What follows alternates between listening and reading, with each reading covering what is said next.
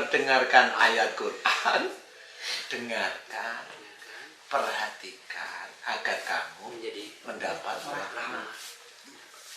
Ayat ini harus diterjemahkan. Berarti yang orang baca Quran itu niatnya harus lillahi ta'ala dulu. Yang kita mendengarkan juga lillahi ta'ala. Agar dapat rahmat. Kalau tidak lillahi ta'ala, ya nggak dapat. Itu sebenarnya ada di situ. Ini monggo. Itu kuncinya Ustaz.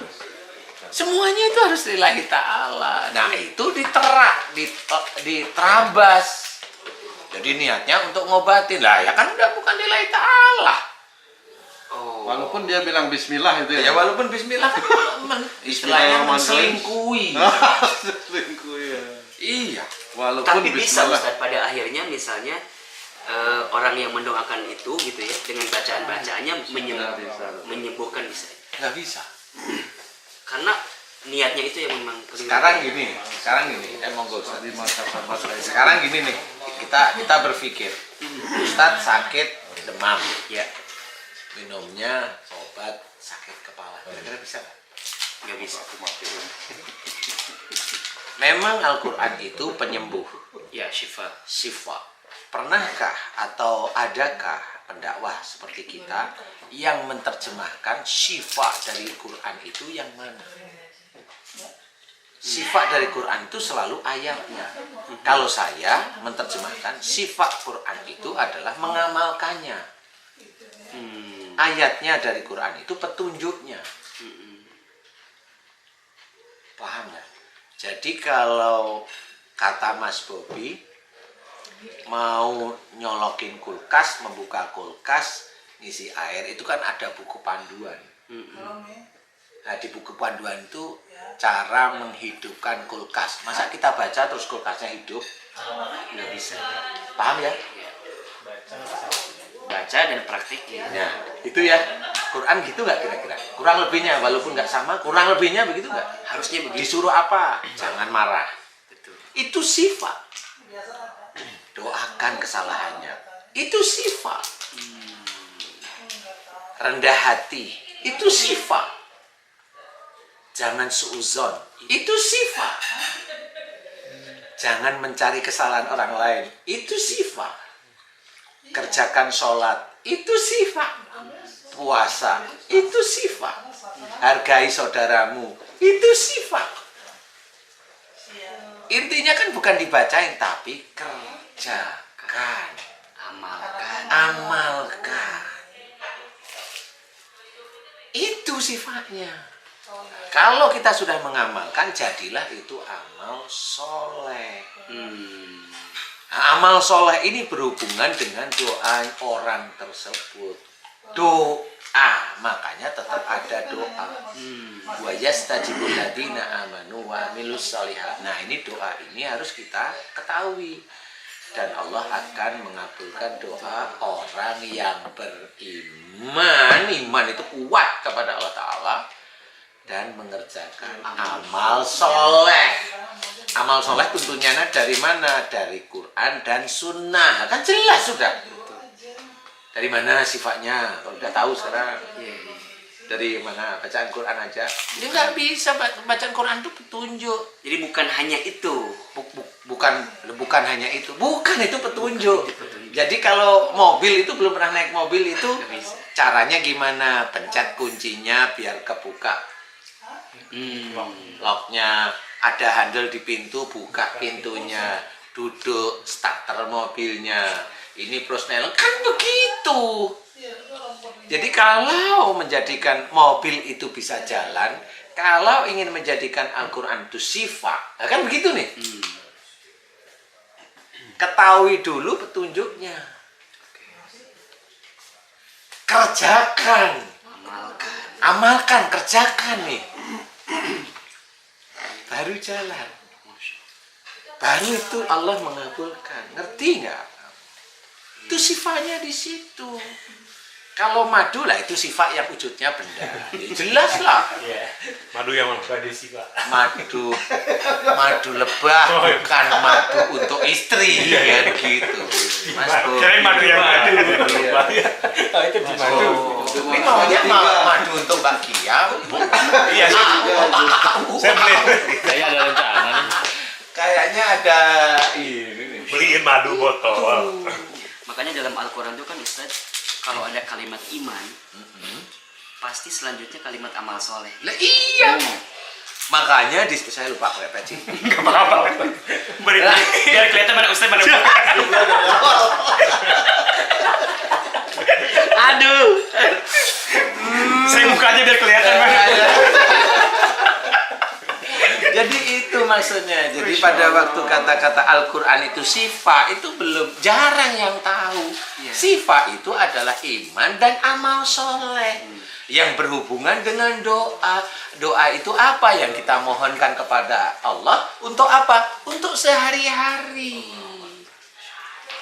Doa itu yang untuk sehari-hari. Mau makan, doa untuk makan. Mau berjalan, doa untuk melakukan safar. Mau bekerja, berdoa untuk bekerja, kan begitu. Iya. Kayaknya gitu ya, kayaknya ya. Benar-benar benar ya. Mudah-mudahan benar ya. Amin. Amin. Tapi kayaknya gitu juga ya. Insya Allah. Jadi artinya Al-Quran akan berbuah syifa ketika isinya kita amalkan dalam kehidupan. Awalnya harus seperti itu. Karena kalau kita bersosialisasi, orang yang membutuhkan bantuan sifat dari Quran, itu harus diterangkan kepada orang yang membutuhkan. Iya. Contoh orang sakit, kita terangkan kepada beliau-beliau nih, sakit itu di dalam Quran diceritakan karena buah tanganmu sendiri. Nah, kalau buah tangan berarti itu dari kesalahan dan dosa. Itu sifat manusia berbuat salah dan dosa. Jangan orang muslim nggak mau ngakuin salahnya. Itu muslim yang sombong sekali. Manusia itu kita anak cucu Adam pasti dosa. Kenapa nggak mau ngakuin itu salah? Kok kayaknya dia malaikat yang nggak pernah dosa? Dia sering istighfar. Kan gitu. Nah, inilah sebenarnya di Sinaman Kolbu ini kita itu menerangkan ada banyak kekeliruan persepsi sebenarnya. Jadi sudah diterangkan oleh Allah kalau istilahnya musibah yang kau terima itu ya atas izinku itu ya dari perbuatanmu sendiri. Nah, kalau sudah Allah bilang begitu karena itu ayat Quran ya kan harus diterima. Masa kita itu cari yang enaknya untuk kita aja? Ya sudah, kalau ayat itu dibunyikan ya kita orang Islam ya harus mengikuti. Samina wa ata'na. Itu kunci dari iman. Lah kalau dikasih tahu itu dari kesalahanmu sendiri, kata siapa? Apalagi yang ngomong ustaz. Yang ngomong katanya memang ustaz top. Lah kok kata siapa? Lah ayat yang begitu itu banyak. Wa ma asabakum min musibatin fa bima kasabat aydikum. Apa saja musibah yang kau terima disebabkan dari buah tanganmu sendiri. Wa ma asabaka min syai'atin fa min nafsik. Itu juga sama. Apa saja musibah yang kau terima dari kesalahanmu sendiri, jelas. Itu kan banyak ayat-ayat begitu. Kenapa kita tidak sami'na wa ata'na? Malah saudara kita, walaupun tidak banyak ya ada, malah ngomong kata siapa? Malah saya yang malu denger, dia siapa sih? Kalau dia orang yang tidak pernah pegang Quran, boleh lah ya. Ngerti maksud saya? Nah kalau dia itu katanya hafal Quran kan malu lah begitu. Sampai kata siapa begitu? Kata siapa itu malu saya dengerin. Saya malah nggak jawab. Yang begitu malah nggak jawab. Ya carilah sendiri. Kamu belum bisa menghargai saudaramu dan kamu nggak tahu bahwa ini ucapan ini dari Quran. Kalau saya kasih tahu ntar malu.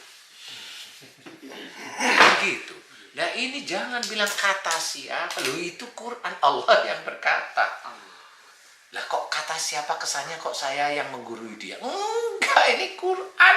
Tul, Quran ini tul. Kan gitu maksudnya. Ini ayat Quran. Makanya itu akan menjadi sifat. Makanya kalau di siraman kolbu, kalau saya sakit back pain, back pain sih yang ngomong sakit pinggang, low back pain. Ya, back pain itu punggung, low back pain punggung bagian bawah, ya sakit. Nah itu karena sering menyimpan marah. Wah, ngarang orang itu. Loh, kalau kamu bilang ngarang, yuk ketemu sama saya, diskusi. Kan gitu. Kenapa saya ngajak diskusi? Emang kamu tahu, kalau kamu bisa bilang ngarang, kamu berarti punya disertasimu sendiri. Betul nggak sih? Iya. Punya analisa sendiri. Punya analisa sendiri. Yuk diskusi. Apa kira-kira? Apa kira-kira dari kamu? Kan gitu. Mm-mm. Ya saya mencoba untuk bijak dikit lah. Mm-mm. Yuk diskusi. Menurutmu Apa? yang low back pain itu apa? Menurutmu kanker itu dari mana? Menurutmu batuk itu dari mana? Kan Sakit harus gusi, ngomong. Ustaz, sakit gusi. Sakit gusi itu adalah kalau memang ada sesuatu yang Yang garis garis. sampai ini, itu berhubungan kalau dekat dengan mata, itu melihat sesuatu, dipikirin, nggak cocok, jengkel, marah, langsung ke gigi. Oh. Itu siapa Mas Bobi? Saya, Ustaz. Nah ini memang tipenya Mas Bobi dulu begitu. Melihat nggak cocok langsung nggak ngomong dulu, dulu udah. Nah, itu tipe. Nah, ini bener. Nah, ini kalau betul nggak Mas Bobi gitu? Kalau nggak cocok langsung Iya. Oh, kan disertasi saya harus seperti itu. Bener. Nah, dicocokkan sama beliau. Iya, saya begitu. Oh. Nah, kalau ada orang, mana sakit gigi dari akhlak? Sini lah, duduk sini lah. Jangan begitu. Kalau kamu keluar-keluar di YouTube, kamu malu nanti. Kan gitu ya. Iya, iya. Duduk, yuk kita diskusi. Kan enak. Mm-mm. Kamu punya disertasi yang mana? Iya. Disertasi saya itu di otak saya ini udah tertulis. Makanya saya tidak menulis di buku, salah satunya itu di otak. Jadi kamu nggak bisa nyontek. Loh, kok bisa begitu? Lah, saya kan neliti sejak dulu. Neliti sejak dulu. Meneliti. Nggak cuma masalah penyakit. Ya termasuk dikit-dikit ayat Quran lah. Dikit-dikit. Karena kan sudah ada yang meneliti. Sudah lebih hebat menurut saya. Yang meneliti dikit-dikit aja bisa. Dikait-kaitkan ke sini ya. Iya memang. Berkaitan. Itu kata-kata yang tepat. Al-Quran itu berkaitan. Bukan dikaitkan. Memang berkaitan. Memang berkaitan. Makanya saya bilang, berkaitan itu yang tepat. Karena ayat Quran itu akan saling terkait atau berkaitan. Tapi Ustadz kayaknya memang harus dibuat sih, kayak apa namanya, sakit ini karena akhlak ini, sakit ini karena akhlak ini. Sebenarnya Susah. Di sini. sebenarnya ya, sebenarnya bisa juga. Cuma orang itu kalau sudah sombong, Nggak Ustaz, bisa terima. nggak bisa terima dia. Dan dia nanti kalau dia tidak bisa terima analisa saya dari ayat Quran, ngerti sendiri. Dia nggak apa-apa sama Allah. Allah yang menganggap loh, bukan saya. Apa kalau nggak terima dengan ayat Quran? Ya. Apa sih Ustaz namanya? Hah? Apa sih Pak? Ada suara tadi. Apa suaranya? Kafir. Nah, kan itu. Jadi kita harus menjelaskan. Jangan kita Muslim itu kalau ada ayat Quran dibunyikan, dengarkan dan terima. Agar mendapat Rahmat. Ini Loh, kan gitu. Gini, Pak Rahman. Oh, kalau rahmat ini nggak mau ya. Itu intinya. Jadi sifat maksud Allah yang ditulis dalam Quran itu bukan Al-Quran terus digituin, dibacain langsung menjadi sifat. Ada yang dibakar, masukin air, diminum. Oh ada tuh kayaknya tuh. Oh, Kata orang Sifat ya. itu pasien.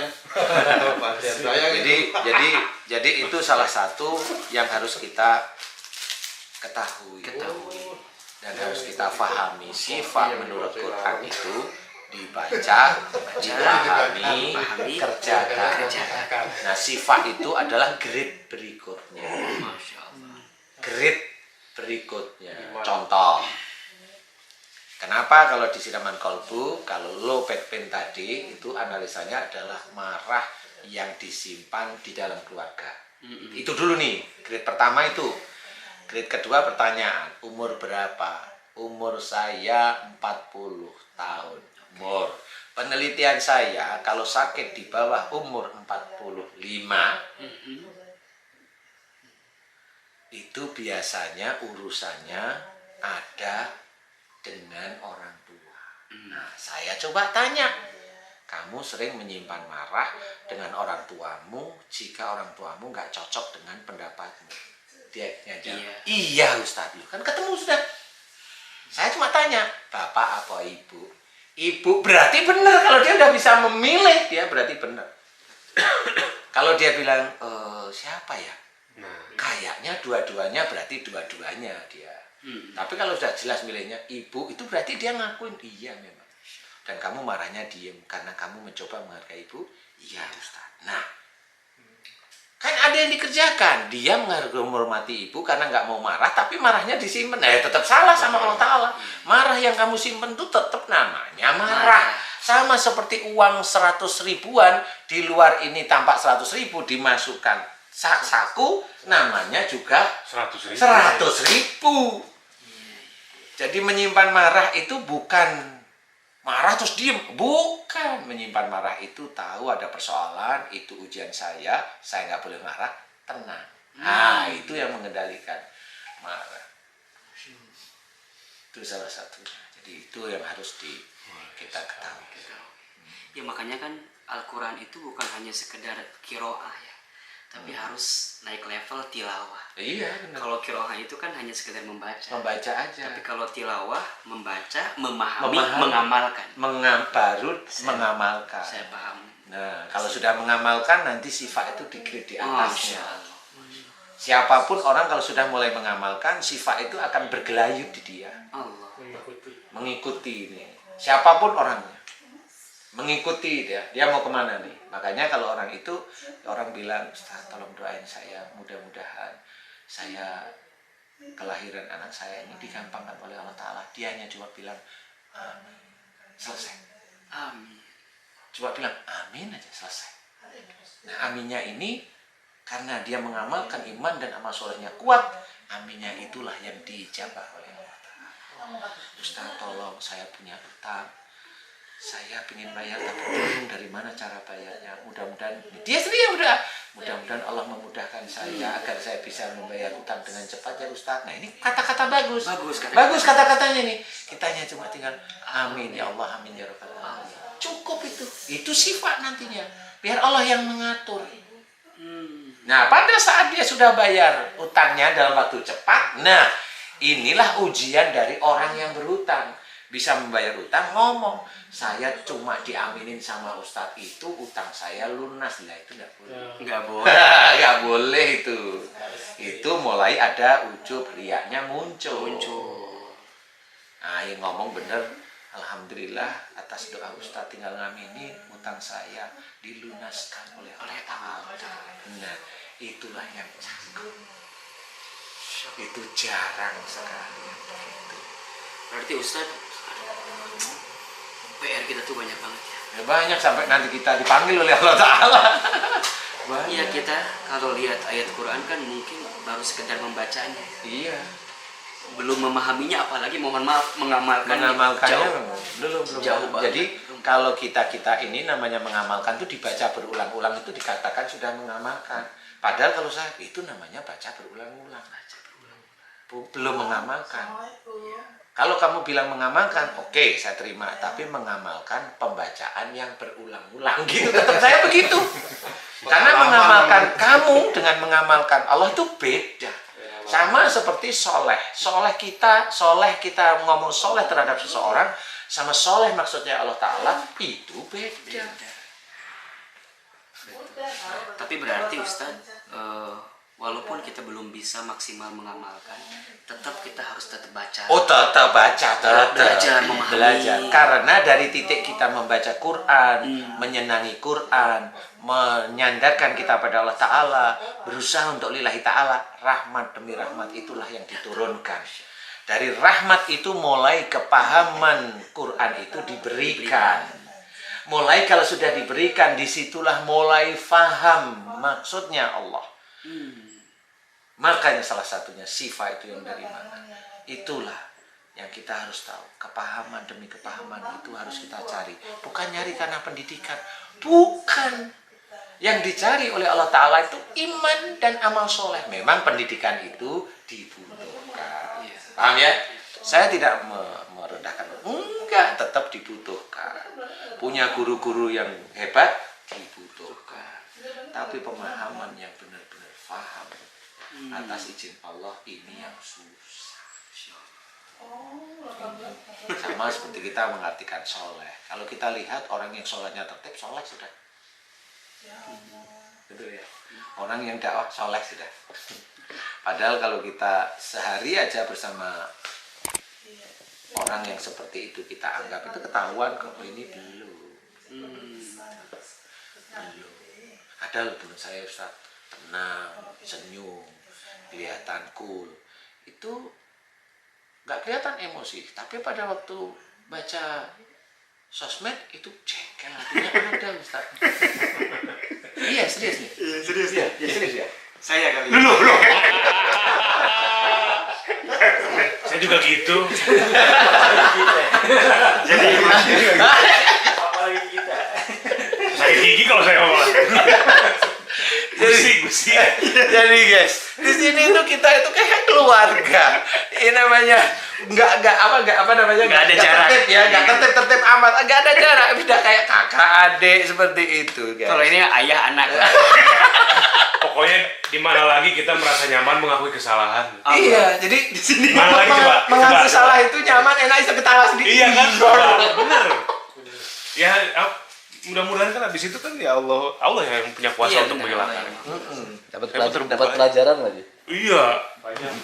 Iya. Di sini tempat nyaman untuk mengakui kesalahan, biasanya kan malu. Iya. Mengakui kesalahan. Kalau kita emang enggak, manusia itu tempatnya salah, udah Allah tulis di dalam Quran, ngapain sombong, merasa nggak salah, nggak usah, ya ketawa aja. Iya, emang saya begitu. Nah itu malah malaikatnya, inilah yang dicari oleh Allah Ta'ala itu. Dia mau dengan lapang dada mengakui, ya saya salah, gitu loh. Nggak usah kamu tutupi tetap kelihatan nanti. Marah ya. Oh, iya. Gitu. Jadi pemirsa, silahkan dekati Al-Quran ya. Iya, Jika betul. ingin dimuliakan Allah, Iya, maka amin. dekati Al-Quran. Baca, pahami, dan amalkan. Itu. Itu Ustaz ya. Insya Allah itu. Mudah-mudahan Al-Quran menjadi syifa petunjuk dalam kehidupan kita. Cakep, insya Allah itu seperti itu. Syifa itu setelah kita baca, kita pahami, kita amalkan, grade-nya syifa itu mulai di atasnya itu. Allah. Apapun bentuk sifanya itu di situ. Entah doanya dikabulkan, entah ini, nah itu sifanya.